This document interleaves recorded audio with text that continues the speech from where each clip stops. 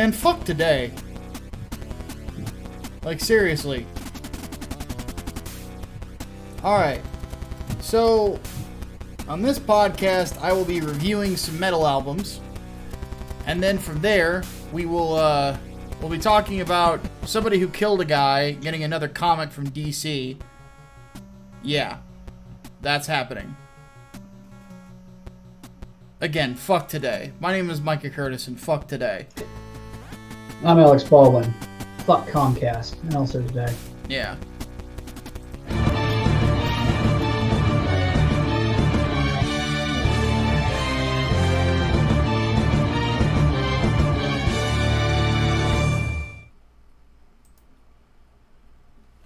Okay, real quick, would appreciate if everybody would, like, just stop treating me like shit today. Seriously. I don't know, like, if I did something to piss everyone off, could they just let me know what it was so I can figure that shit out?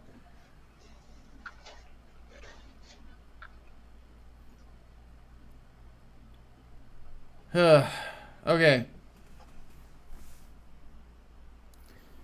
So,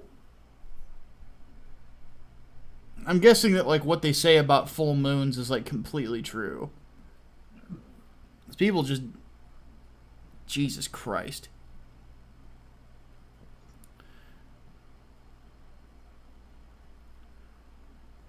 So, Hatman does not have a pick this week.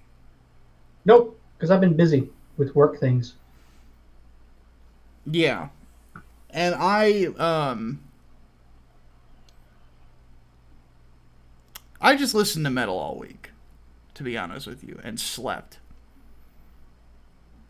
Because with all of the crazy shit that I'm going through in my own personal life, I have not been sleeping at night, apparently. Like, so, it's been kind of nightmarish, which is why I've been in such a bad fucking mood these last couple of days. But at least, if nothing else, I've had the chance to listen to a couple of really good albums. So, the first one is going to be from a lesser-known band. I cannot imagine that a lot of people have heard of Bellicor. Probably heard of Bellator, the fight league, but probably not Bellicor. So Bellicor is a death metal band from out of Australia that I had sort of a difficult time categorizing, because they have this melodic sense to them, and they play longer songs. Like, this album is like 9 songs long, but each song is like 6 to 9 minutes. But each song has a unique story to it that they're telling during the course of it. But it's not folk metal, like, at all. It doesn't have any of those elements. And then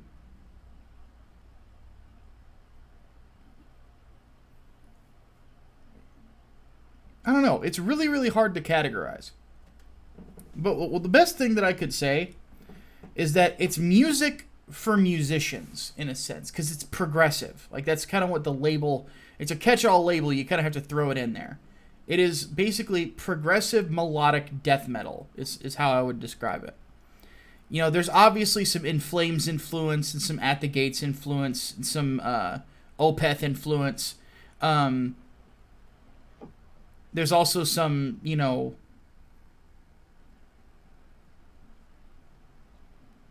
even some Dream Theater influence and things like that. And there are just some bands that if you are a music nerd like I am, if you listen to them, it's like porn for your ears. It just sounds phenomenal.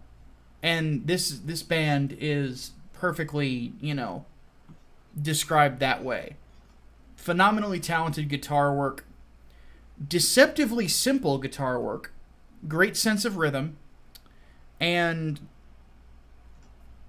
yeah, it's just a great death metal record. So, for those of you who have a pen and paper and YouTube, I'm going to give you guys some songs to listen to. And then that from there you can decide whether or not you want to purchase the album. The first one is called Abeyance. It's the introductory track off the album. It is a great sounding track. It's a phenomenal intro. The second one is the one that everybody knows in the metal community from this album called Fraught. And then finally The Dream and the Waking. With tracks like that, it's like, yeah, it's a prog band. So, yeah, needless to say, it is it's a fun band, an enjoyable band that I recently discovered, discovered for myself, I should say, and I couldn't be happier with it. You know, I'm always looking for good metal, and it's not easy to find sometimes. Because metal is sort of in a crisis right now. It doesn't really know if it wants to just be extreme metal for everything, or if they want to just be influenced by it, or if they want to be something that's commercial and where you can sell a bunch of albums to John and Jane Q Public and, you know, all that other shit. Because there's not a lot of bands that can really make or like hit the top of the charts these days. And Bellicor is definitely one that will never do so. But if you dig on death metal like I do, if you are a music player like I am, or even if you just like a death metal song that sounds like it could be in a fantasy novel, Bellicor is definitely a good fit for you. That's part of the reason why I like it. I've been listening to these guys while I've been scripting 3 nights, 4 days, which we're gonna have some stuff to show you guys about that at the end of the podcast. Hatman actually just edited a little bit more of it as well. So yeah, before we close out today, we'll do that. So that's the first album. The second one is from a metal band that can actually top the charts. After they released this, Slipknot hit number 1. An album sold. I don't remember how much it was for. And here's the interesting thing about this. Of all of the Slipknot albums that I have anticipated in my life, which is all but one. Their first one was the one I didn't because it was the one that was handed to me when I was like 14 years old. All the albums they have put out, I would say this was probably the one I was least excited for before it came out. I was super excited for Iowa because they Left Behind was the single on that one, and you just saw it on MTV, and you saw Clown like digging at the brain that was in his mask, and like there are goats and shit and rain, and Corey Taylor's screaming his face off, and you're like, well, shit, I have to own this, absolutely. And after that,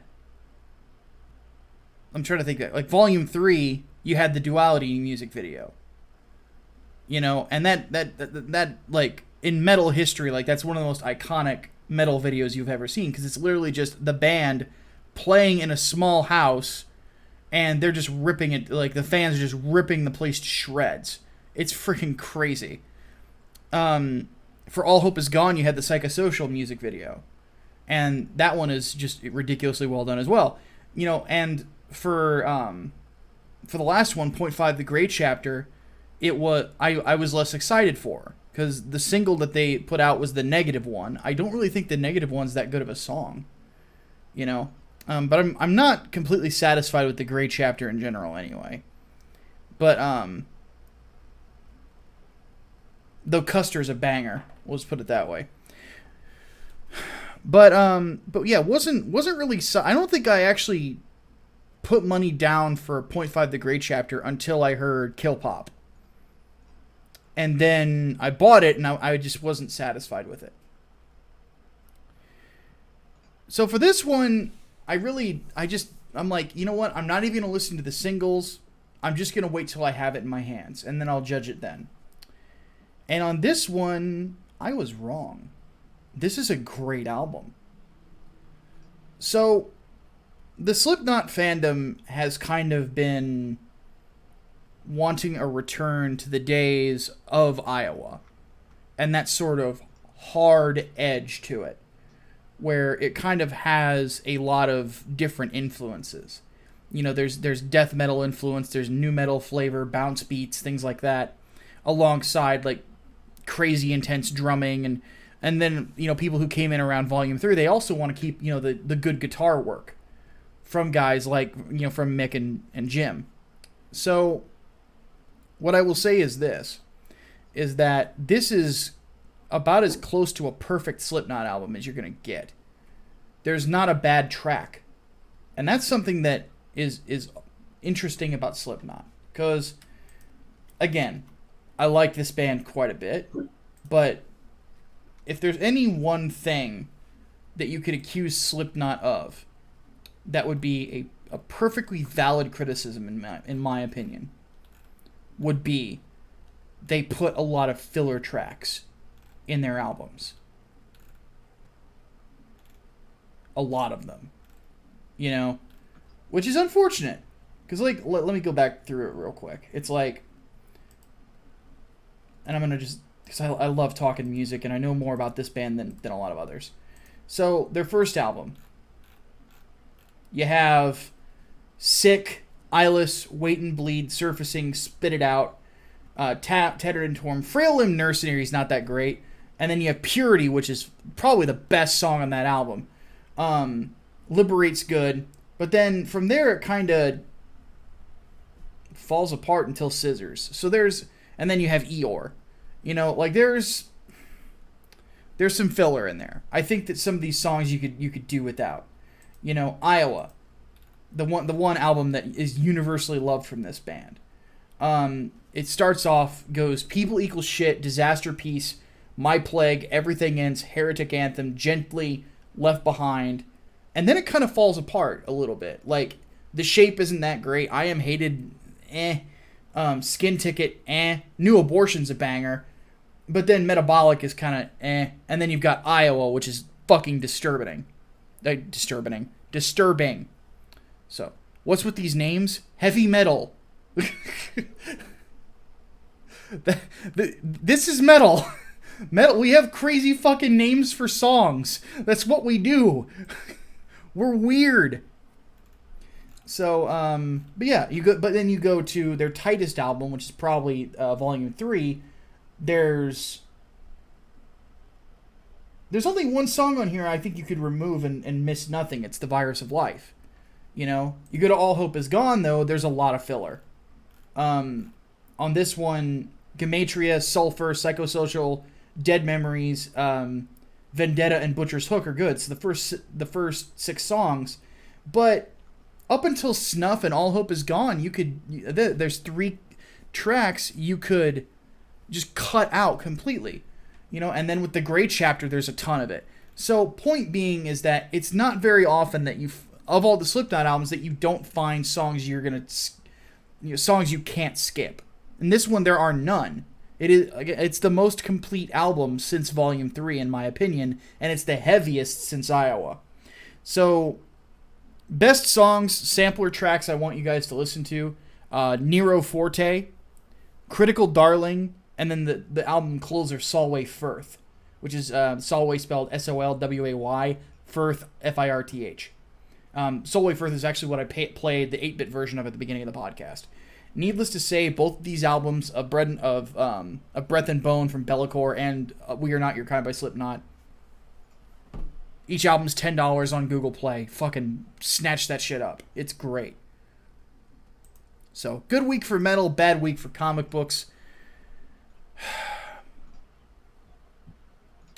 So, Zoe Quinn drove Alec Haloka to his death. She came back to Twitter, and she played the victim exactly like we called it. Yep.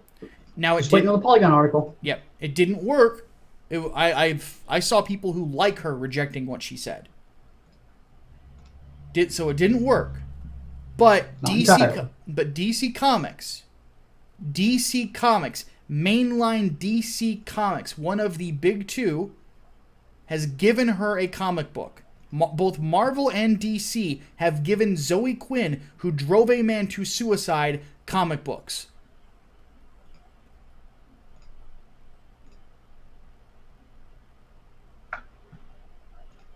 I don't know if there's anything else I can say from there.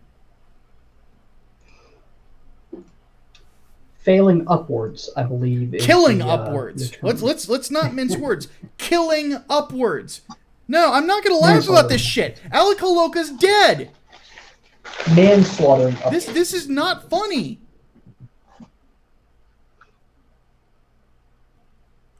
A man was driven to suicide and they're rewarding her for it.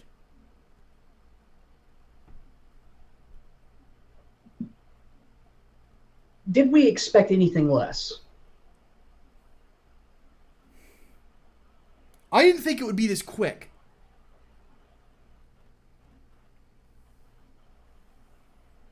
I thought we'd have the Polygon article by now. I guess that's still in the works or something, but I'm not surprised. I'm not surprised in the least. If anything, I'm surprised that it was DC that gave her work, considering, how Goddess Mode failed so hard that it permanently destroyed the Vertigo brand, especially after a relaunch. It's expected. It's entirely expected. At this point, the industries of comics and video games, what have you, are just about virtue signaling. That's all it is. We don't give a damn about talent. We don't give a damn about quality. We are going to hire and fire based solely on optics, how we look in the press. The press that, mind you, props these people up to begin with. I mean, you want to know why no one has really come out against Zoe Quinn? Because they can't afford to. Because they built her. And if they have to admit, we made a mistake, they're culpable. Which, of course, they are. But they don't want to lose their reputation for it. Even though there are quite a number of people out there who really do not like her. And I mean, like, people in these industries, like people with names in these industries do not like her. But they don't have a choice. How nice does it look for DC to give her a job after she was bullied off of the internet? She shared her story of tragedy, and the accuser killed himself, all but admitting his guilt. Except the fact she lied. And she got the blame for it. Yeah. And there's an excellent article out there.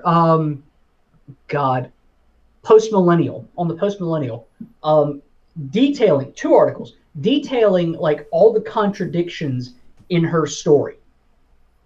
And basically saying, yeah, her account is almost entirely bullshit. This is all she's ever done. Yeah, to people, it is bully them and dox them and sick people on them.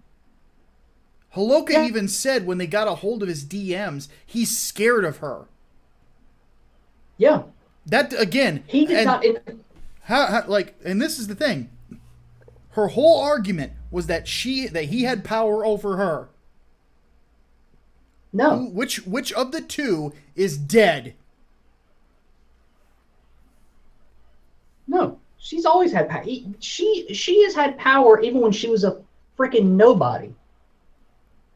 I mean, those DMs of Holowka's that came out were in response to the Zoe post. As in, they were made like 2 or 3 days after the Zoe post dropped. And he was considering coming out and adding and helping Aaron's case, but he didn't because optics. Because it would give the MRAs ammo. Like, there's sometimes where you just need to swallow your pride and say, look, I need to do what's right here. It's a damn shame that we're left speaking for Alex. damn shame. But no, of course Zoe Quinn's going to get rewarded for this. Despite the fact that she is a talentless hack who has quite literally not been able to get a project off the ground without claiming that she was harassed about it. She freaking hasn't. And even then, what has she done? Outside of Depression Quest and her memoirs. And even then, she didn't write Depression Quest. Yeah. She didn't write Depression Quest. Somebody else wrote that, but she gets all the credit for it. She didn't write her memoirs. That was ghost written by people who were not paid, by the way.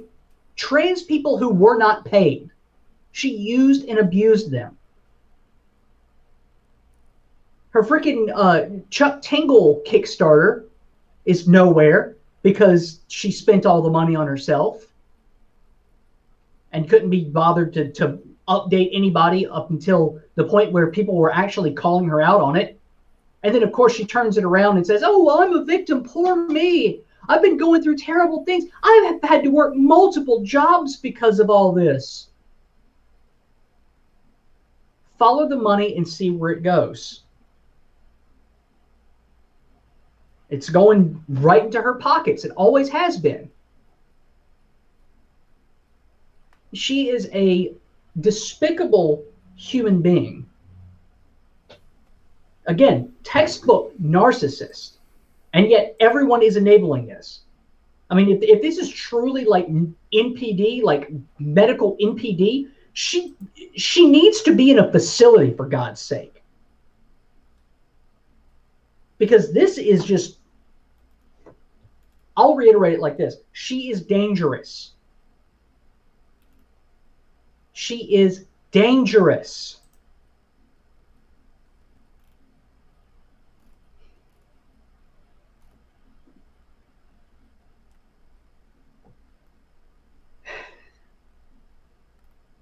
And people keep enabling this shit. That's what gets me more than anything else. The fact that you care so much about your public image that you will knowingly enable behavior that gets people killed.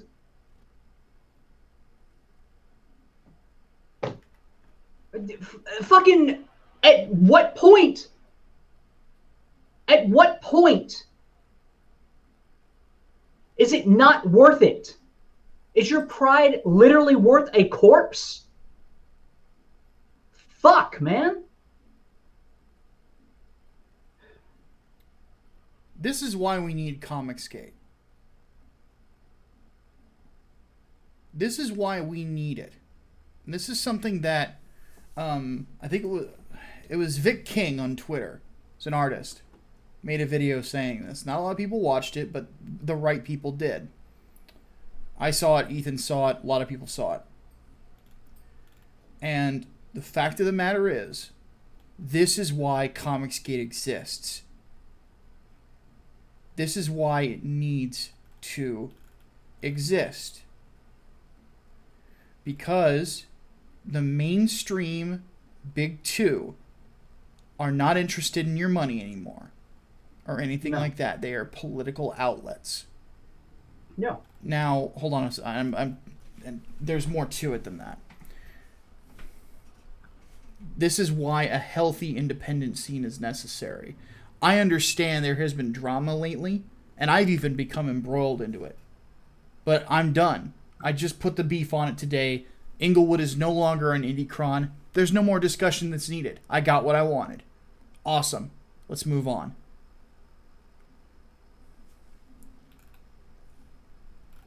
When it comes right down to it, there's a lot of creators out there that need help in getting off the fucking ground. And it was Mike Murphy, not Vic King.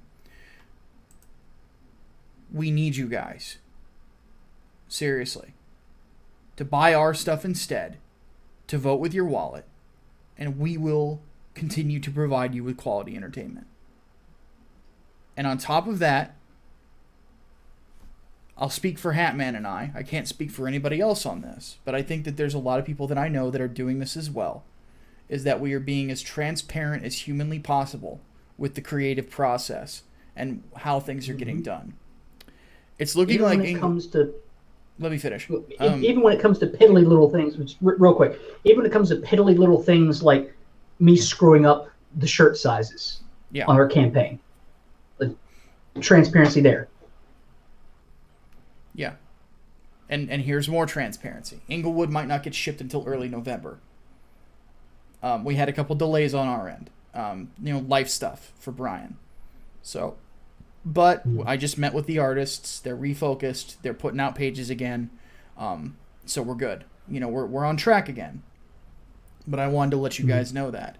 Englewood's campaign will still end mid-October. We're going to start the next one late October. And then the shipping process will start in November. Another thing to mention to that, just again for disclosure, 0 funds that have been paid to that are designated for Englewood will be put towards any other projects but Englewood.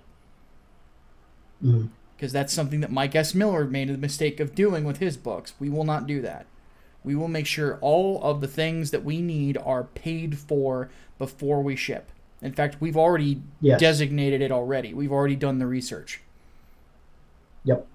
The shirts are bought. The shirts are here. They're in this building right now. And we'll be purchasing the material for the posters soon, too. Yes. And we already have quotes on how much each of these books is going to cost us to ship to you guys. We will ship international. Somebody asked me about that. We will ship international to you. And you can always just get the digital version anyway. So, but this is why Comicsgate is necessary. You know us better than most people probably know Zoe Quinn. We never drove anybody to kill themselves. Quite the opposite in my case. Yeah, we love you guys, I've had to, and we want you guys. We want you guys to be here with us. I might get pissed off sometimes. I'm dealing with some shit, but I'm going to sort through it. And I'm going to continue to give you guys good stuff. All I ask is you just throw $5, $10, $15, even $60 my way, and I'll make sure you're entertained. I promise you that. All right, let's move on to the next topic. So, we're only going to take about 5-ish minutes on each of these next topics. But why on earth are people trying to torpedo Joker, Hatman? Because apparently it's incel bait. It's trying to justify the whole idea of women as property or some bullshit, and people are scared that it's going to create copycat crimes for some inexplicable reason. I don't know. Honestly, it doesn't make any fucking sense to me. Like, of all the grasping at straws articles and reviews that I've seen, this is grasping at the most straws. It's yes, we truly live in a society. Bottom text.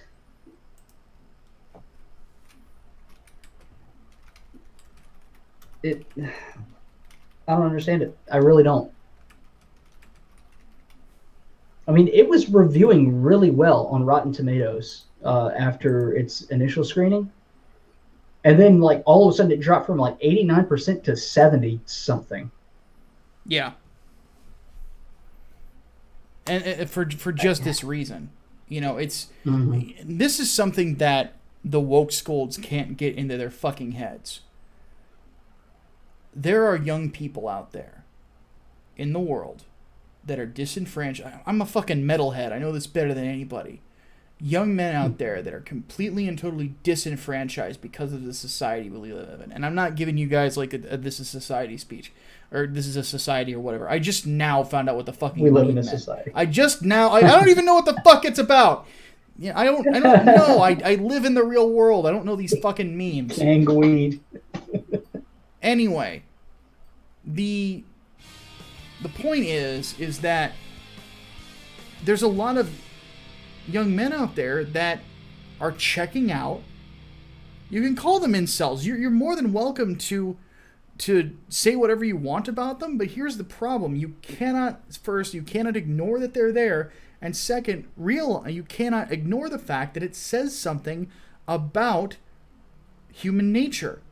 Is that if you treat people like dog shit, if you isolate them, and if you do terrible things to them, and if you become these hateful cunts towards any group of people, whether it's men, women, blacks, whites, Jews, Arabs, what have you, you become that person, you create the next monster. That's what this story looks like it's about. Is that people make their worst... God damn it, Hatman. People make their worst enemies all the time. Because for some reason, hate will beget hate. Mm-hmm. And people do not realize it. And these... Hatman, seriously. The fact is that there's nothing wrong with looking at that in fiction. You should. Because it is an element of this. And I think that the left doesn't want to admit that this might be a reflection of the shit that they've done to people. I think that's what it is. I think it's a projection on their part. That they are downright afraid of having to admit that they create killers. Okay, now I'm finished. Well, that was my point. You just said it at the end. I think maybe that's the reason why. That it's something of a reflection on them. If you constantly beat people down, tell them that they're worthless for reasons that they cannot control, and then you are, surprised Pikachu face when they fucking turn on you, or they turn into monsters. Like, you built the motherfucker. Yeah. I mean, Victor Frankenstein was the true monster in Frankenstein. Let's be real. Well, and let's go with comic. Let's actually just use monsters. Yeah, let's just use comic books here real quick. Like, obviously Victor Frankenstein, but what created Magneto? Obviously he's a mutant, he was born with his powers, but what created Magneto? The Nazis. The Nazis created that man and his worldview. Mm-hmm. That's what made him who he is. What made Eddie Brock? What made him turn to what he turned to? Misfortune and bad treatment. He was abused as a child. There's a lot of really well-written villains where that is the origin, is that what made them evil was bad treatment. And I just don't think that there are some people who do want to look at this in the face, because you should. It's part of the concept of one of my future books, is that we create our own monsters. I'm not going to spoil which one, but that is what needs to be said.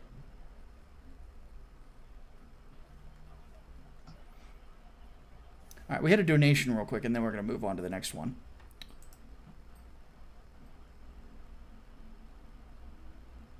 Says, sorry for taking so long, bad reception. Zoe Killer Quinn is so terrible. The only liquid I'd pour on her is if she was on fire is gasoline, hypothetically, of course. Don't let the anger take you there, buddy. But he says, God's gonna have a field day with her. Well, and that's the thing. Don't even let those thoughts come to your mind. Keep in mind, and this is something I've been learning personally lately, you have to keep in mind, especially if you're a Christian, then if you believe in God, you believe that He is the judge, not you. And we have to let Him take over in the long run. At some point, everybody gets their comeuppance. Everybody. At some point, you got to look in the mirror. All right. So, Hatman, can I hit the button for this next topic real Which quick? button? Starts with the J. Hit the button.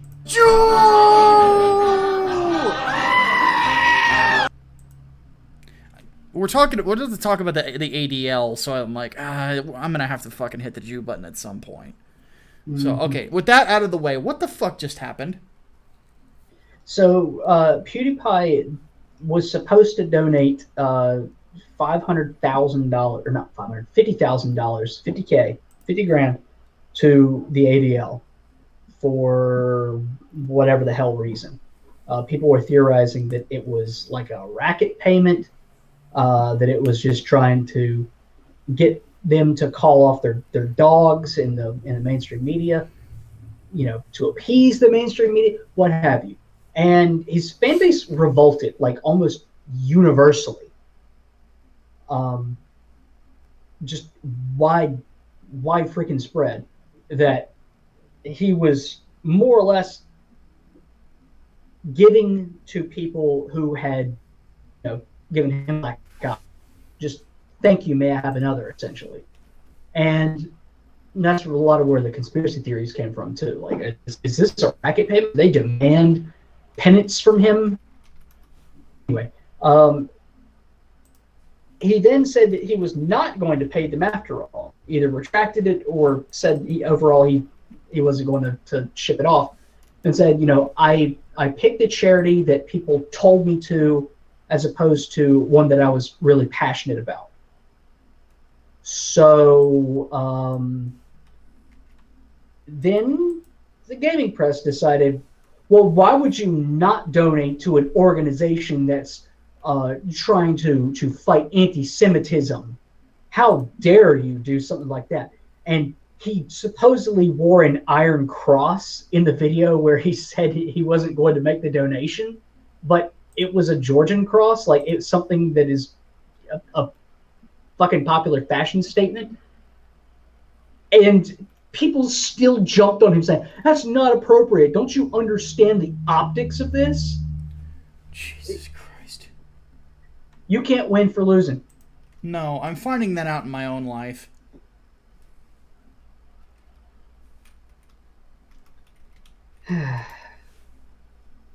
That's something that I'm finding out, like, with today's bullshit. It's like what, like, people are just finding something to get on me about it. It's like, for fuck's sake, I just didn't want my comic on this website anymore. And they didn't give me an option to do it in private.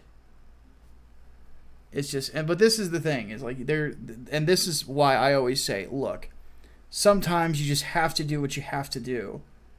And just go forward with it and just be strong in your conviction. And try to leave no questions, Mm-hmm. And one thing I would say is this: I am not a fan of the ADL either, and I am as much of an Israel supporter as you're going to get. That isn't Absolutely. Jewish himself, And well, granted, I'm not a Zionist. I'm a nationalist. I think that the people of Israel have the right to self-determination, and I think that they're doing a much better job of what they're doing than any other nation in the Middle East. So the thing is that,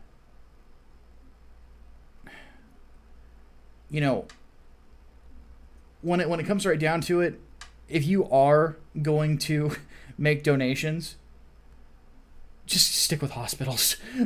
Christ. So hospitals, Doctors Without Borders, and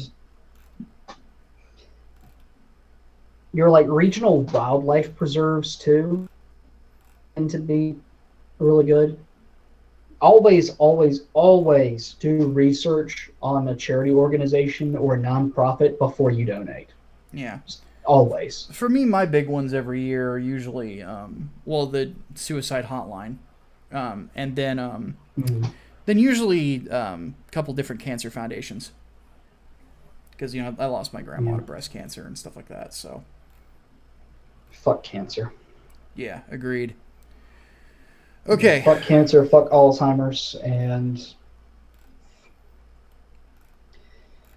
fuck children's diseases too, because St. Jude is also on my list of donations. Yeah. One thing for me is sometimes I just feel like I'm not giving enough, but I'll get there at some point. As it stands, though, let's go ahead and move into the Q&A. And then when we're ready to end the podcast, we'll go ahead and give you guys some updates on comic book stuff. So, by the way, how's everybody like my new background here? The posters behind me. Decorating it. I need to obviously, still fix the rest You of need this to clean. up. This is Well, this is a work in progress because this, is still semi-occupied by someone else who works here, and most of this crap is probably going to go. I might keep like some of the sketch posters. You probably can't tell what they are; they just look like frames. But yeah, I'm gonna decorate it up a little bit. I have to put my my grandfather's Navy flag up too. So yeah. So what gotta I've got, do something with it. Yeah, so what I've got behind me. This is the cover to Thanos #6. The art is by Jim Starlin, actually. So probably my favorite piece because it's Thanos standing at the grave of, or kneeling at the grave of Captain Marvel, the original Marvel. To my right, and I'll move the camera so you guys can see a little bit better.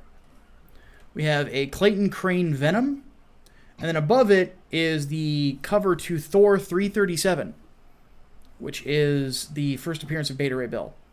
And then over here, I will end up putting Guts. I just don't have the money for another poster frame yet. So, oh, God damn it, now YouTube's fucking with us again.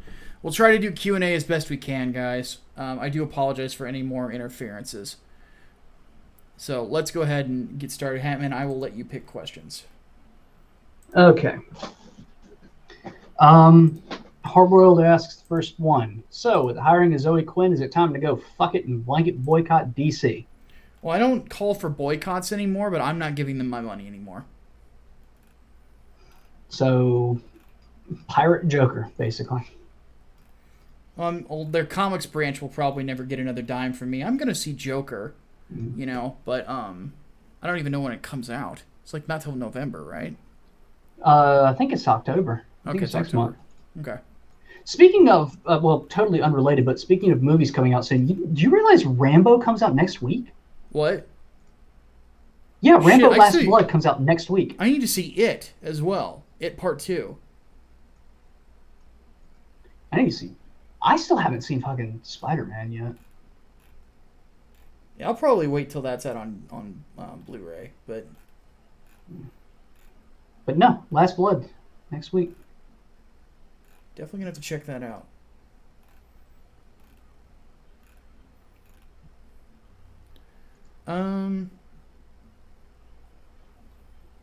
No, comics. Okay, Hardboiled said comics. Yeah, absolutely. I would say just fuck the comics branch at this point. Yeah, the last money I might put towards Marvel might actually be for this Absolute Carnage thing. I still plan on reviewing the whole thing when it's over. But I will say this, it's actually been really good. Like that and Power... Well, and I'll admit I've been reading the Hickman X-Men thing because it's Hickman. But after that, I might be done with it.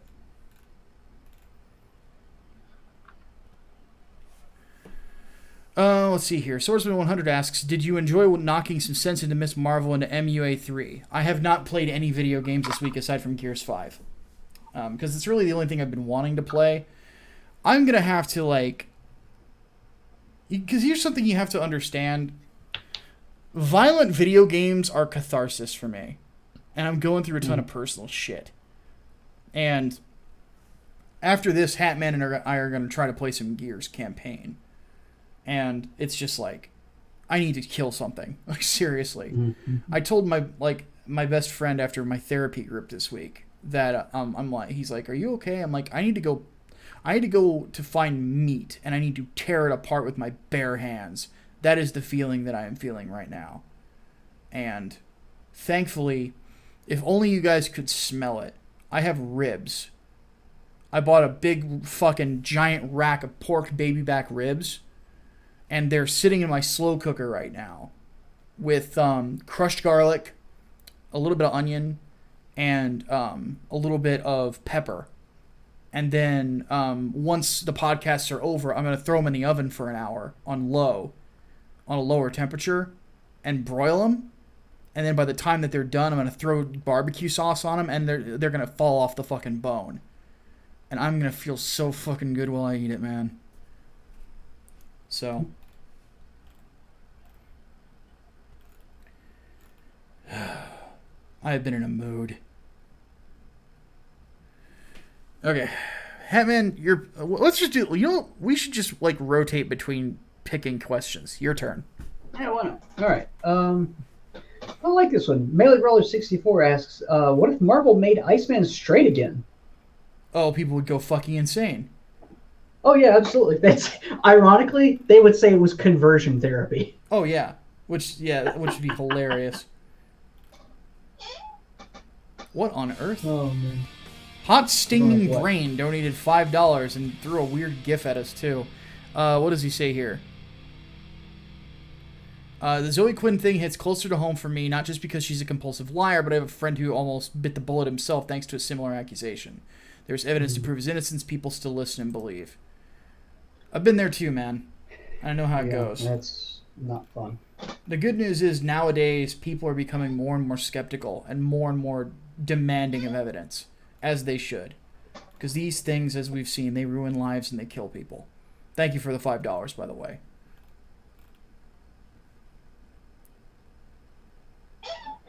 Everybody's like, Micah's the Doomslayer.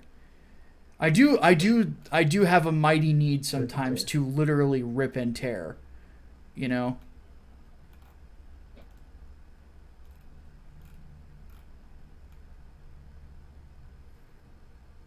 Alright, is it my turn to pick? Yes, your turn. Okay, Tom the Fish says, who else needs a deep dive character study movie like Joker? I see Killer Croc and make it the Elephant Man. That'd be an interesting one. I would like to see Doctor Doom, but that's already in production.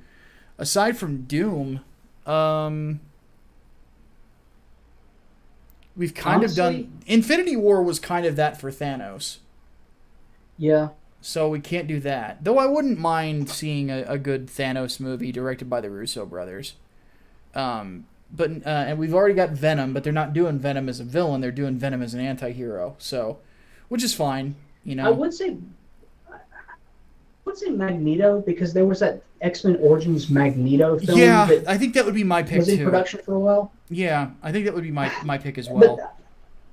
But I don't know for certain. I wouldn't mind it for someone like Norman Osborn. Norman wouldn't be too bad. I've been wanting Magneto. I don't like the idea of them gender flipping him, or not gender flipping, race flipping him either. Keep him Jewish. Swapping? Yeah. Keep him Jewish, and instead of it being... Well, and here's the problem, is they know that they can't. If they don't have the Nazis to use as a bad guy, which they might just do that and just say he ages slow, you know? But you could have him... There's been so many attacks on the Israelis over time, you could do that. There's just one problem. Who did the attacking? So I don't know if they're going to pull the trigger on that sort of thing. They should, but I don't know if they will. So, but yeah, Magneto would probably be my pick. If not Magneto, then maybe Carnage, directed by the guy who directed Seven, would be interesting. David Finch. It would be. I'd like that. Ooh, yeah. All right, your pick. Whoa, Mercenary gives us another $1. Hold on. Says didn't say anything other than hypothetically. Okay, well, that's fine. I just don't want you to be in a dark place, man. But he says karma is God's point system. I'm letting him decide the outcome. Good for you then. I worry about the state of mind of my own audience sometimes. So I want you guys especially since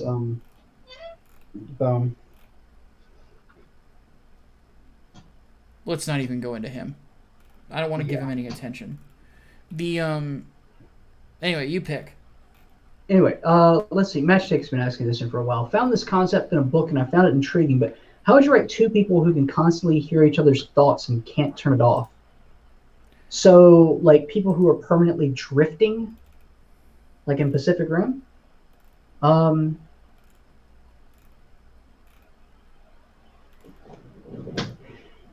It'd be difficult. I'm exploring something like that in Project Lazarus, so all I can say is stay tuned. I think it'd be kind of difficult because it's almost like writing someone with dissociative identity disorder or multiple personalities. Because if they're essentially sharing one mind, but only to a degree that just the inner thoughts they all have, as far as actions and stuff, they're still independent. I think it'd just be really, really difficult to do that right. I mean, the potential is endless. Like, great concept, but especially if it's people who are, of course, diametrically opposed to one another. Like, let's go back to comics, like a Professor X and a Magneto. Like, if they could constantly hear each other's thoughts and stuff, just imagine that possibility. But I don't know. I think it'd be hard. Oh, I wouldn't want to do it. Well, you're gonna end up editing it, so be prepared. Well, that's as long as it's not me writing it. I don't think I could write it. All right. Alistair Folgor asks, thoughts on Blade Runner and Blade Runner 2049. I have not seen the latter, so I have no opinion. I have not either. Yeah, the original is a classic for a reason. Absolutely. I'm kind of scared, and nobody, I swear to God, nobody spoil 2049 or say anything about it in the chat, please. But I'm kind of hesitant to see 2049, if only because it apparently answers the whole was Deckard a replicant question. And I don't know if I want it. I don't know if I want the answer to that. Yeah, that's the real question.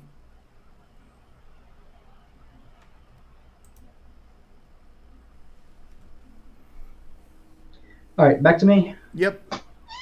All right, Brian Gilmartin. I love answering this one. Thoughts on the idea that entertainment was always political? I call BS on it since political is often code for propaganda. Yeah, that's nonsense. Yes, it is. It's absolutely nonsense. Like, you can't. Not everything is political. I mean, the act of, I don't know, drinking water is not a political act. Going out and farming is not a political act. Driving your car is not a political act. I mean, you can't say that what you consume or what you do with your life, every action you take, every breath that you take, motions, whatever, everything is political. That's bullshit. And that's essentially what that's all what entertainment is. No, it's fucking not. No, it's absolutely fucking not. I mean, deciding to not put swear words in children's cartoons, for example, which are oftentimes just outright absurd and really don't have much meaning aside from pure entertainment. That's not a political act. It's just not. I mean, philosophical, sure, but don't conflate the two. Politics is not the same as philosophy. Yeah. Unless you're going to start arguing that My Little Pony is a conservative show for having an anti-socialism episode. Yeah. Well, can you say really, that SpongeBob is a political show because there's a strike episode? Yeah, exactly. It's like, give me a fucking break. Like, that's not always what's going on. Sometimes it's just absurd. Yeah. It's like, what was the political message between Venom? Don't eat cops. Like, shut the fuck up. Like, seriously. It's like when people, like my favorite is when people always say, like, the X-Men were SJWs. X-Men has always been a political comic. And then immediately people bring up the Brood. And then, or show these pictures of the, like, Savage Land Rogue. Or things like that, It's like, shut up. I've been listening to Anthrax a bit That's layered from Cotton and Moss. Shut up. I don't want to hear your mouth. Your mom created a monster. Now get the fuck out of my house. Like, that's basically my thoughts. Yeah. All right, so we need to enter Life our is strange last... too is wrong. They say everything is political. That's bullshit. Yeah.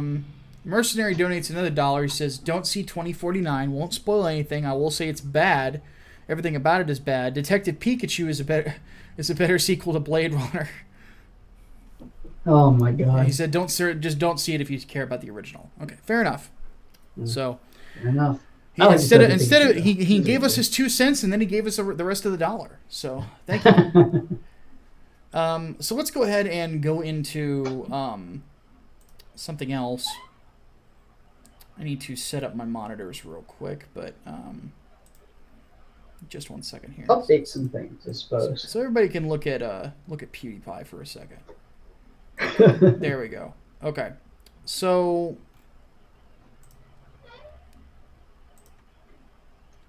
what I wanted to show off to everybody was not this video, which is dig by Mudvayne, but it speeds up 5% for every ding. I need to move the Hatman, actually. There we go. Okay, so the this is I will just say this as a music guy, this video is hilarious, but I got sent some sketches. Oh. From Preston Acevedo. Oh. So, the pitch for 3 Nights, 4 Days kind of sounds a little action-y at points. Here's a monster.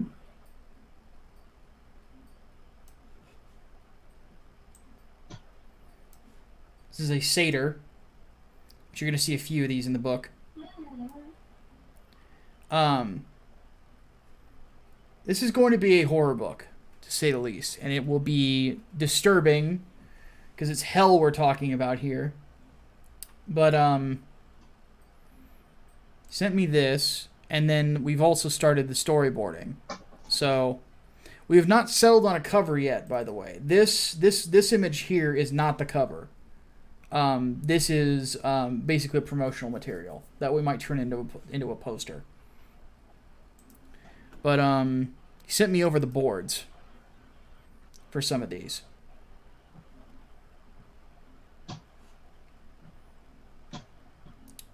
It'll load. This computer I'm on is a little old and a little slow, so. A little slow and a little green. Down the whole, I'd say, super. $2 to anyone who can get that song reference. These are the pages that he's storyboarding that will be the ones that you see on the campaign. He's doing all of this traditional, by the way. So if you like what you're seeing here about the concept, keep in mind you will be able to purchase these pages upon completion as part of the campaign. Just so you know. We got some goodies. We're not going to do as many tiers because we've got a merch store now. By the way, you can still buy a Mark Waid as a Prick shirt. It's only $20 plus shipping. But this is very much a... I promise I'll ship them to the right addresses, too. Yes. This is a very much a horror story. Very much dark in its presentation. This page, though, the fact he's already started it. This is horrifying looking. But this is exactly what I'm trying to communicate. So I love that he's picking up what I'm putting down, man. Like, this is gonna be a freaking crazy book. Yeah, and you guys can kind of see the influence. Like when I said that this was a love letter to stuff like the 13th Warrior and Berserk. Like, this is a very Berserk-y panel or page. Very, very, very Berserk-like. So, Kentaro Miura is a big influence of mine. So is Go Nagai. So, for you anime fans, you're going to like this book too, you know? Because and I will say this right now, it's safe to say that in my writing and my creative stuff, there is both Eastern and Western influence. So, it's not one thing or another. I am a comic book writer, but I pull from manga too. So, in a sense, I'm both. So, yeah. And by the way, one thing I will spoil you guys on right now. Let's tell them what the tiers are. So, go for it. The comic is close to 90 pages. 90. we are going to be selling this comic for $30 a pop. So about the same as Graveyard Shift or Death Sworn, you know. And because it's big, you know, it's a big book. On top of that, Preston is going to put together a sketchbook to accompany this. And if you want the comic and the sketchbook, that will be $50. If you want to be in the book as a cultist who dies, that is an option for you. It's going to cost. It is a $100 tier, and we are going to limit it to 10 people. But if there's enough demand for more, we may open that up even more. If you really want to be in it, you know, you will have to sign a waiver, just so you know.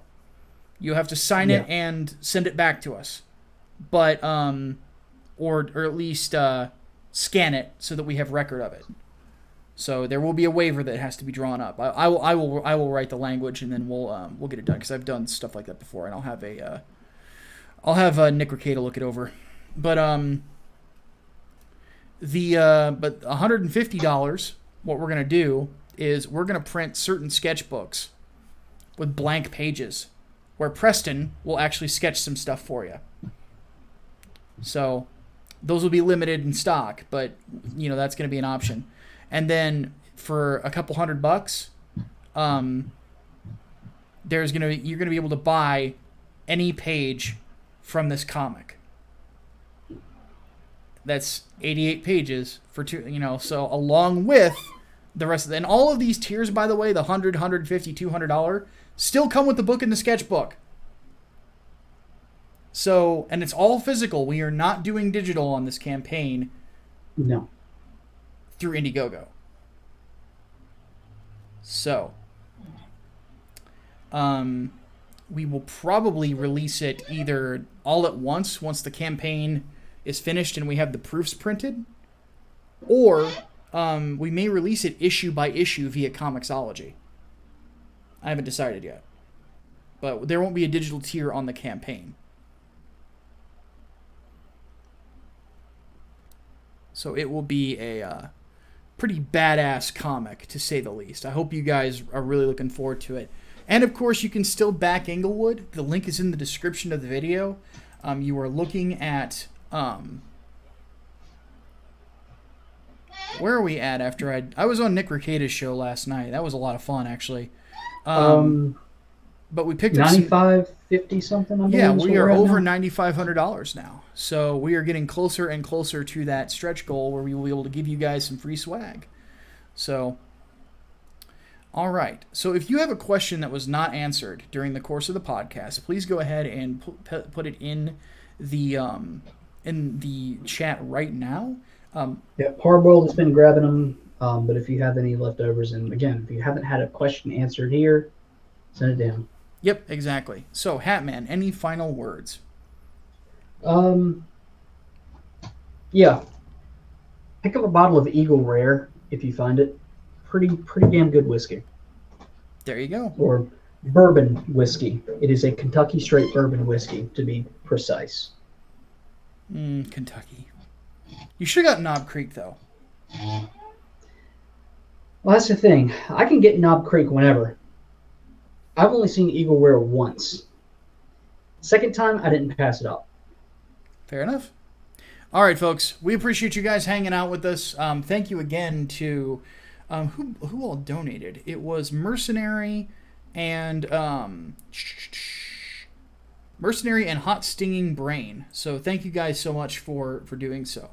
So we are going to go ahead and take off for the evening. I'm going to go kill something and eat meat. So we will catch you guys later. But until then, my name is Micah Curtis. And I'm Alex Baldwin, the Hatman, the whiskey. We'll see you guys later. Deus Volt. Deus Volt.